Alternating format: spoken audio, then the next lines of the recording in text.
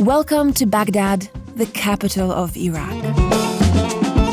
I could take the easy route here and describe it to you as a city of contrasts, but that would be a massive cliché. It's a city that bears signs of conflict and war on almost every corner. You can't ignore them, and neither should you. But, almost to my surprise, it also turns out to be a city full of neon lights, life, energy, and youth. Look, I am under no illusions. This film will give you only the tiniest glimpse into Baghdad. But who knows? Maybe even a tiny glimpse can open a completely new horizon. Look, I'm not gonna go easy on you. We're gonna start this video with some serious food content. This is Samoon flatbread, and it's about to become the most delicious sandwich ever. Get ready. This is a tiny little lunchtime restaurant where people from all walks of life come just to have a little quick light lunch, and we have been allowed to come backstage into the kitchen to see how they prepare all this delicious, gorgeous local food. So before biting into it, which I'm really excited about, by the way, let's take a look at how they make it.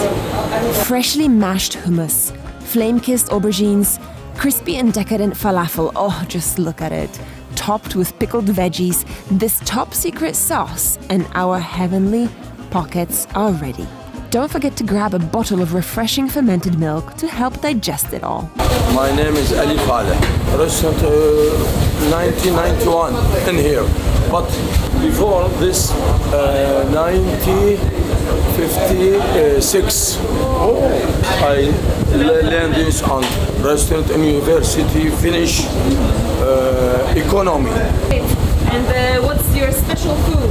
What do you make here? Cheese up, hummus, cheese up. Here we go. Check this out. This is a beautiful little bread pocket just stuffed with delicious goodness. So there's got, of course, it's got French fries.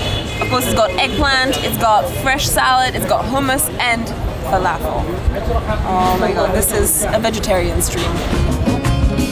You cannot beat this hummus. You cannot beat it. Oh my God. So fresh, so delicious. It's a great introduction into Iraqi cuisine. This video is a little bit different from all my other videos. As I'm sure you've already noticed, this time I'm here with a small camera crew, which is unusual, and which makes it a lot easier to enjoy all this amazing food and observe Baghdad. Let's head to one of the most traditional parts of town. Welcome to the copper market of Baghdad. I love places like this because they remind you of the rich history and culture and heritage here. It probably isn't like it was 100 or 200 years ago, but I'm sure we can find some beautiful things in here. So I guess let's go in deeper, see what we can find. Baghdad's copper market has been around since the Abbasid dynasty ruled over these lands. That's about 1,000 years ago, during the so-called Golden Age of Islam. Back then, the market's artisans were known across the entire region for their skill.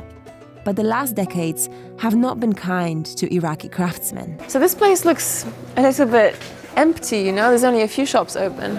Yes, this market was full of tourists, full of local people who like this stuff, like antiques, copper, authentic objects. And people who make this also were many. Right. But because of wars, because of lack of understanding this cultural objects, unfortunately it's empty. Wow. Mr. Ammar is one of the last remaining coppersmiths in this ancient market. Artisans like him are now a rare breed.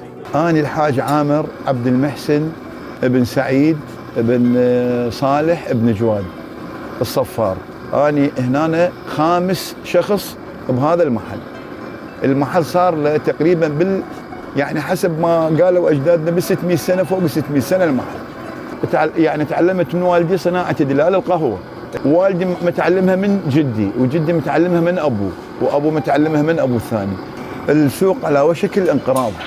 السوق على وشك الانقراض، باقي تقريبا 15 او 16 محل من مجموع 132 محل. بس الصفر الناس استغنت عنه، اشتغلت بالفافون او الالمنيوم. الشخص من يتوفى ماكو احد بمكانه يشتغل، مثلا ابنه حتى يعلم الشغله. فالمحل يروح الاساس هو انه هي الحكومه المفروض تحافظ عليه، مو احنا نحافظ عليه. تحافظ عليه بوسائل هوايه بحيث تخلي السوق الصفافير باقي على وضعيته. I would like to buy something from your shop. What can you recommend? Something that you or your family have made. Okay. This one for my father. Your father made this one. How many years ago? This about 50 years or 60 years. And what can I do with it? Coffee, chai? For coffee, for tea, for milk. All made by hand by your father? By hand in Baghdad. All right. My father.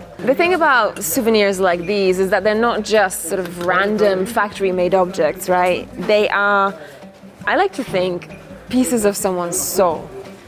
So Mr. Ammar's father made this one, he says 50 years ago or 70 years ago, he doesn't know exactly.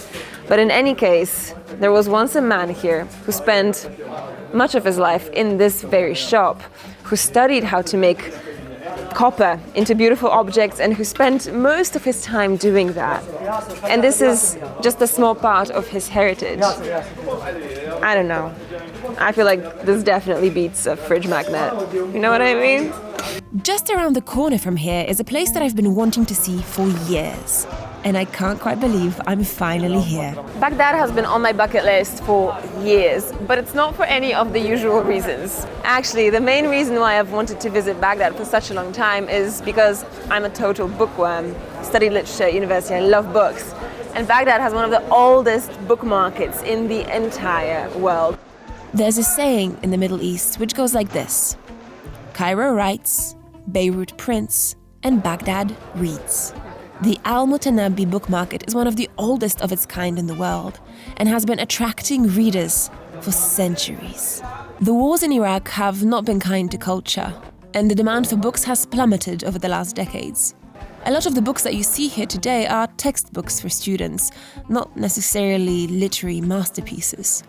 Still, I managed to snatch a couple of interesting titles. From books about women traveling and living alone to Marxist sociology in Hungary to novels and poetry, I've picked out Alice's Adventures in Wonderland from the 30s and a book of English verse.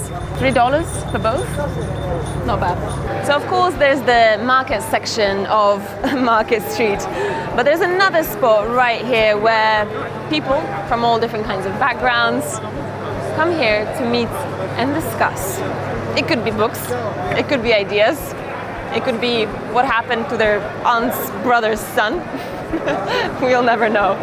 In any case, this is a kind of like a melting pot, a meeting hub for people to come and share in conversation every Friday morning.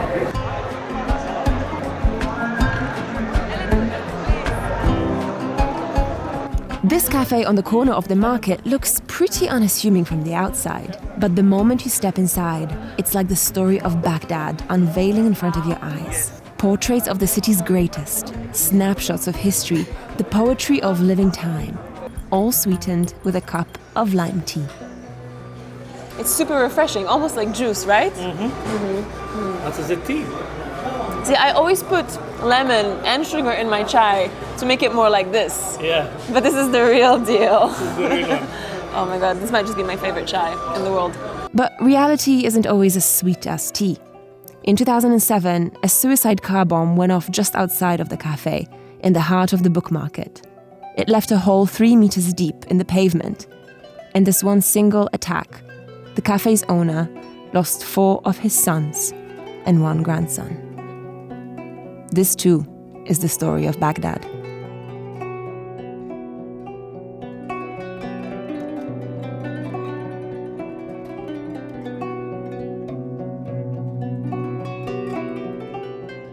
While walking around another part of town, we stumbled upon this spot, a tiny corner tucked away in a side alley where local artists spend their days painting.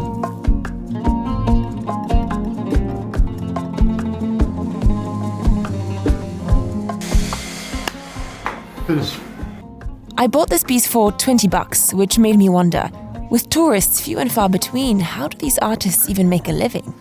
In fact, does tourism even exist in Iraq? My guide, Ali, would have the answer to that question. So we don't usually think of like tourism and Iraq kind of put together, but you have a travel startup right here in Baghdad. So tell me more about tourism in Iraq.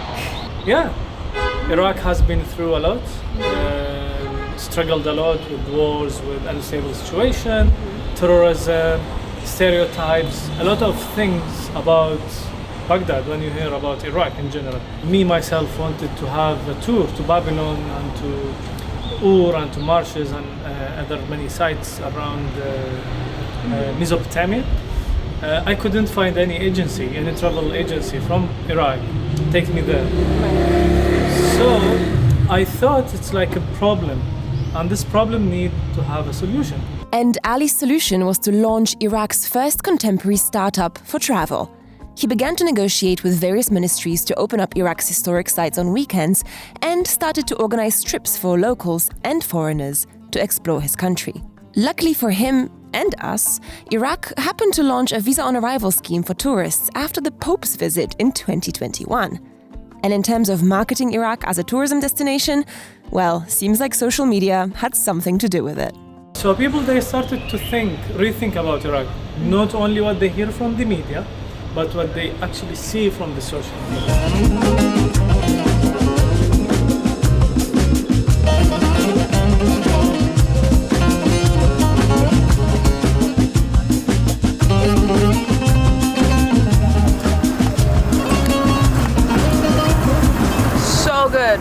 So good.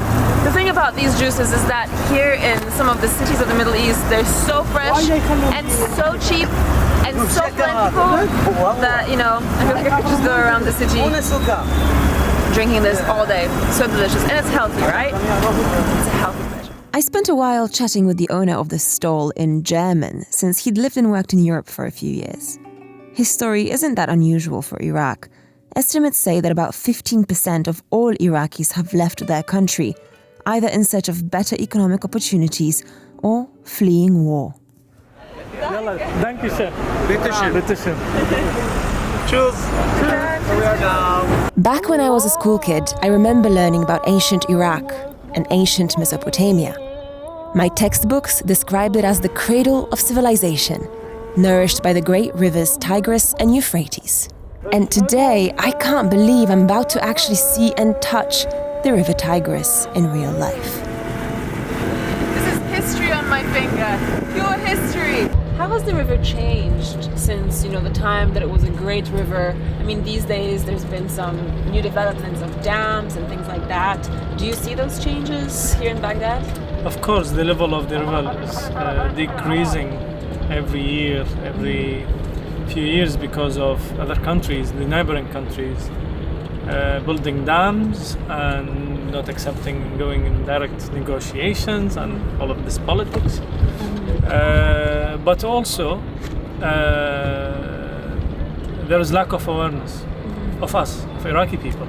But again, this river means life.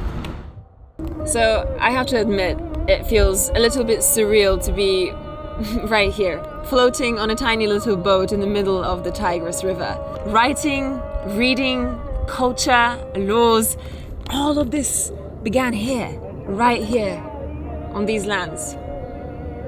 And it's 2021 now, so it's a little bit later on in time. So being here on this river that has witnessed all of this history actually feels like being a time traveler, not just a traveler. You feel like you're part of that history, like you're a witness to it in some ways. And I think that's quite a magical thing about travel. And you only experience that feeling in some places. And this is one of them. But before leaving Baghdad, there's one other person I knew I needed to meet. She's a true game changer, a pioneer in what she does, and a ray of hope for so many women in Iraq. Noor, who recently became something of a social media celebrity, lives and works in an unassuming residential neighborhood of Baghdad. Only a decade ago, this district became an Al-Qaeda stronghold. Thankfully, those times are a thing of the past. Let's go and meet her. أنا نور الجنابي من بغداد، عمري 27 سنة، متزوجة وعندي 4 أطفال. هوايتي من فترة طويلة هي النجارة. أحب العدد، أحب الأدوات، كلش أحب أستعملهم. يمكن هم يعطوني إلهام أكثر من الكوزمتيك.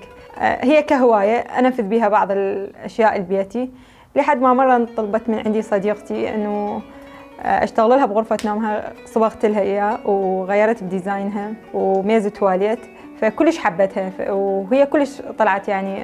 فهنا قررت إنه أنا أدخل هذا العالم أو أدخل هذا المجال، وقررت إنه تصير لي مهنة يعني، وبالوقت نفسه هي تكون مصدر دخل إلي.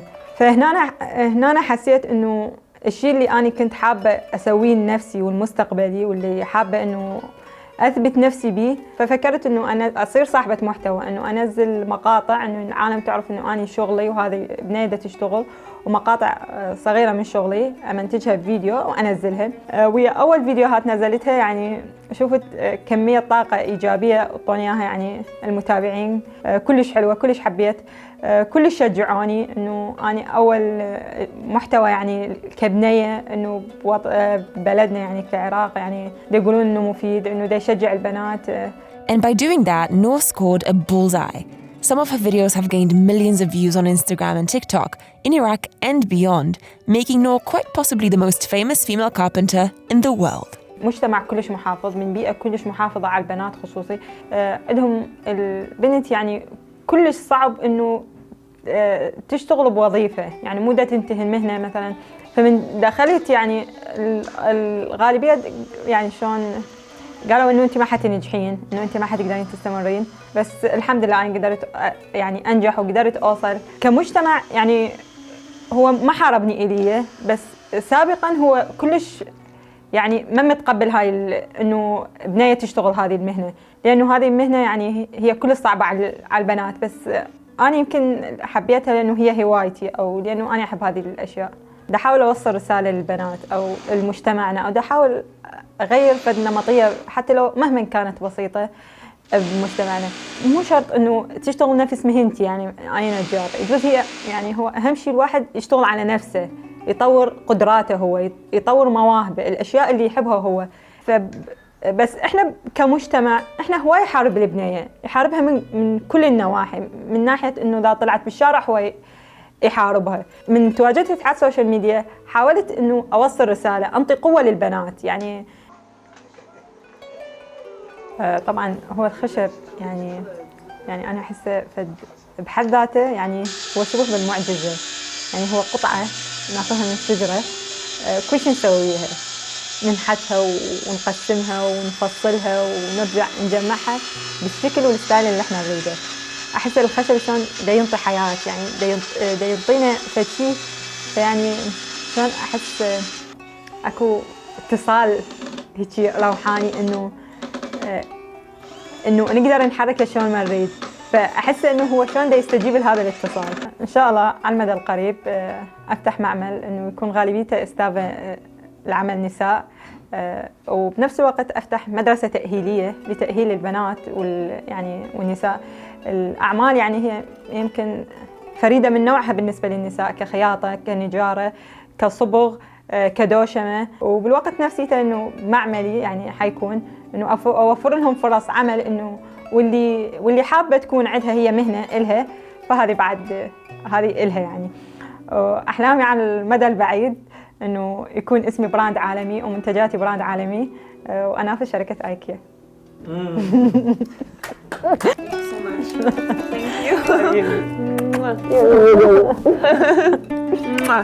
Thank you. Okay. خلاص finish. Finished. You did so great. Tamam. Wow. No, really. No, she did so great. Tell her this was one of the best interviews for me. انت كلش عظيمة، وهي وحدة من أفضل المقابلات اللي مسويها. Really? Is it in Iraq or in the world? Ever. بالعالم. Yes. So I guess that's what I'll leave you with today. No grand conclusions, no wise morals, no philosophizing, just a tiny glimpse into Baghdad, a city with a complex, painful, rich history, that defies all cliché.